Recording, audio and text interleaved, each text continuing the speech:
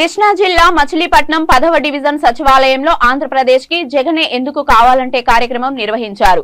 YCP యువ నాయకుడు youth wing zonal incharge Perni Krishnamurthy, నగర మేయర్ చిటికిన వెంకటేశ్వరమ్మ, డిప్యూటీ మేయర్లు శీలం భారతి, మాడపాటి విజయలక్ష్మి, పలువురు కార్పొరేటర్లు ఈ కార్యక్రమంలో పాల్గొన్నారు.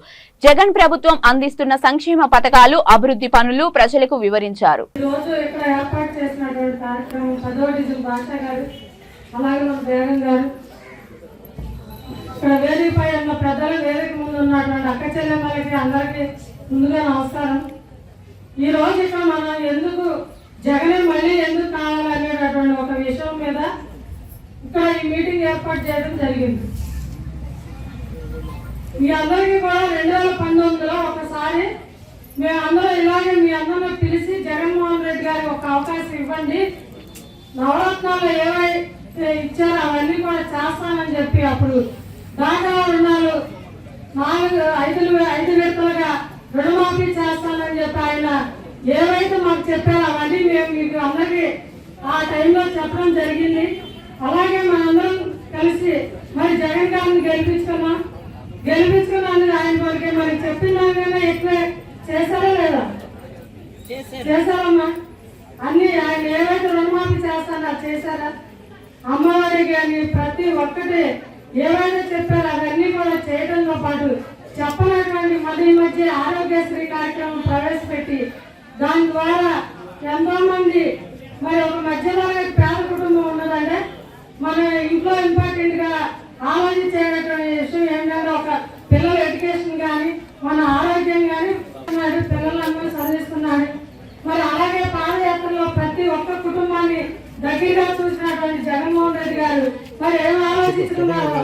ఈ మధ్య కాలంలో ఆరోగ్య సురక్ష పెట్టి తద్వారా మనందరికీ ఇంటికి పంపించి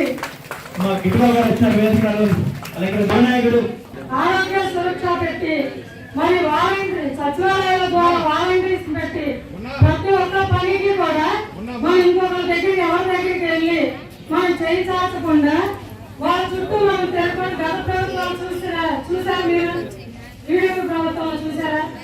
జన్మభూమి కమిటీ పెట్టి ఒక పెన్షన్ తీసుకోవాలన్నా, మన ఇంట్లో మనకి పిల్లలకన్నా ఒక సర్టిఫికేట్ కావాలన్నా, ఏ విషయం కావాలన్నా జన్మభూమి కమిటీ చుట్టూ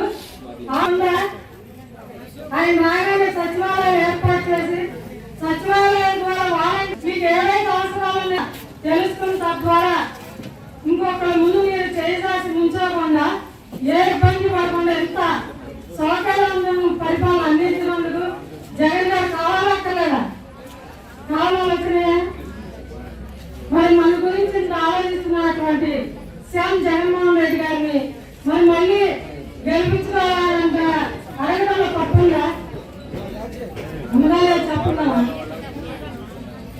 దానికోసం మళ్ళీ ఒకసారి మాయమాలు చెప్పి మోసపూరితమైన హామీలు ఇచ్చే వ్యక్తులు మళ్ళీ మీరు ఎల్లకొచ్చి మిమ్మల్ని ప్రబలాలు పెడతారని చెప్పి ఆ దాంట్లో మీరు ఒకసారి ఆలోచన చేసుకొని మీ పిల్లల చదువులు కానీ మీకు అందేటటువంటి ఈ ఒక పథకాలు ఏవైనా సరే మన కుటుంబంలో మన అభివృద్ధి చెందాలంటే ఇంతగా మన గురించి ఆలోచించిన ప్రభుత్వం ఇంతవరకు ఎప్పుడు చూడలేదు.